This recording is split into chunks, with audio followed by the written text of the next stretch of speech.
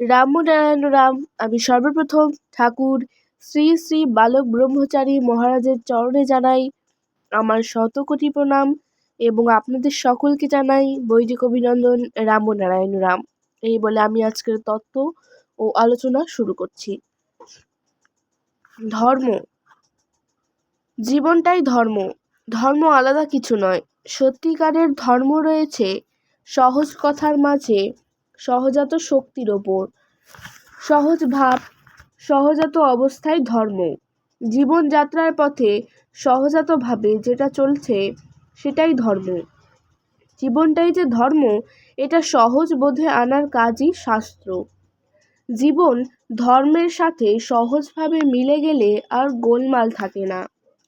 ক্ষুধা যেমন আপনি লাগে, চেষ্টা করতে হয় না, ধর্ম তেমনি আপনি বিকশিত হবে। ধর্ম চিরসত্য, সবসময় সবার ভেতরে তা জেগে আছে। ধর্ম হচ্ছে জানার স্পৃহা। ধর্ম হচ্ছে সত্যের জন্য, জ্ঞানের জন্য আকুলতা ও ব্যাকুলতা।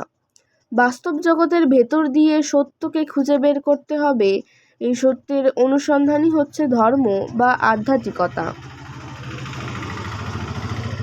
সবার ভিতরে যে বুদ্ধি বৃত্তি আছে, জানার ভাব আছে, তার সাহায্যেই জানতে হবে নিজেকে। জানতে হবে কেন এসেছি, কোথা থেকে এসেছি, কোথায় যাব। সব কিছুর মাঝেই ধর্মের সুর ব্যাপ্তমান রয়েছে।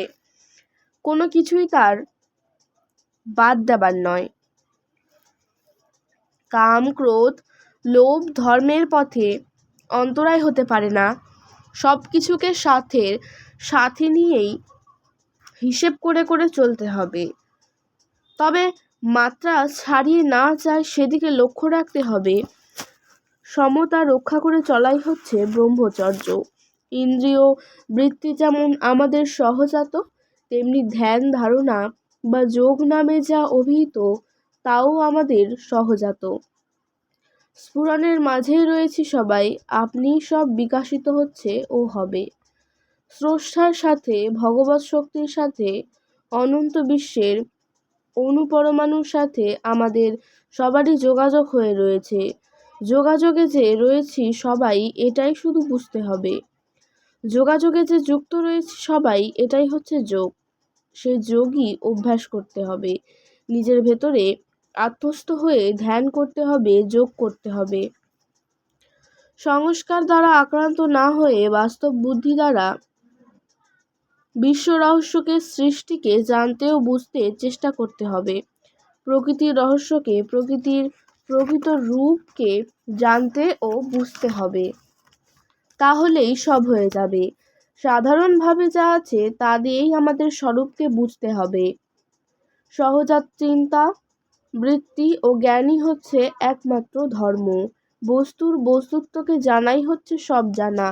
বাস্তবতার ভেতর দিয়েই সব পরিদৃশ্যমান। এই জগতের রূপই হচ্ছে স্রষ্টার রূপ। একেই জানতে হবে, এই মানচিত্র ধরেই অগ্রসর হতে হবে। ধর্ম সবারই এক। জল, বাতাস, আলো, মাটি যেমন কাগজে কলমে ছাড়া ভাগ করা যায় না, তেমনি জাতি, ধর্ম ও নীতিও ভাগ করা যায় না। একটাই ধর্ম, সেটা হচ্ছে জীবধর্ম, বিশ্বধর্ম।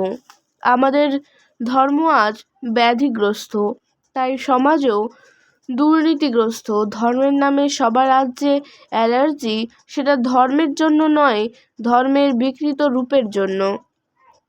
সত্যিকারের ধর্মে থাকবে এক নীতি, সে নীতি সর্বজাতির, সর্বদেশের, সর্বকালের নীতি।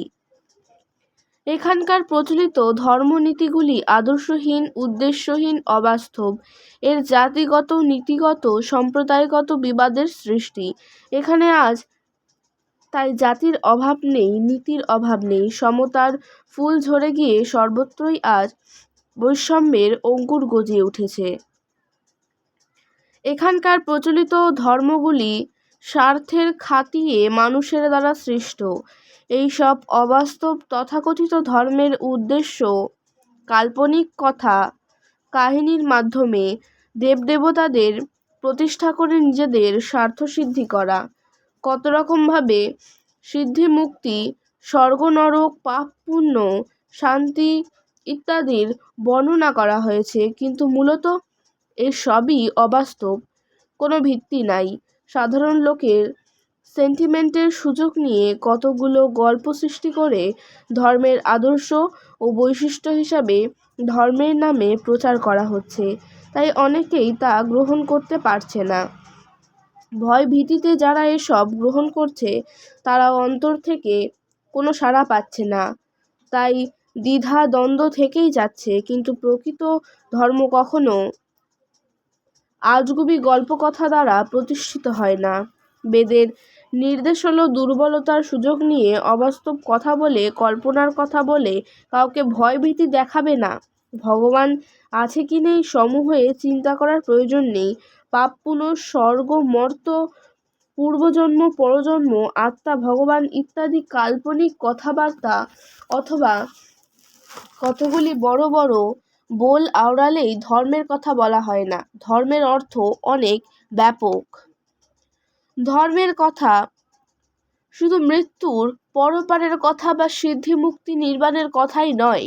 ধর্ম বলবে শুধু সত্য গুণের কথা, এ কথা ঠিক নয়। রজ ও তম সব কিছু নিয়েই ধর্ম। একটিকে বাদ দিলে ধর্মের অঙ্গহানি হবে, ধর্মকে সংকীর্ণ করে ফেলা হবে। ধর্ম কখনো ভাঙ্গন ধরায় না, গড়ে তোলে। ধর্মের মূল কথাই হলো সব কিছু ধরে রাখা, কিন্তু এখানকার তথাকথিত ধর্ম গড়ে তোলার বদলে সব কিছুতে ভাঙন ধরাচ্ছে। ধর্ম হচ্ছে সাগরের ন্যায়, বিশাল সূর্যের ন্যায় জাজ্বল্যমান।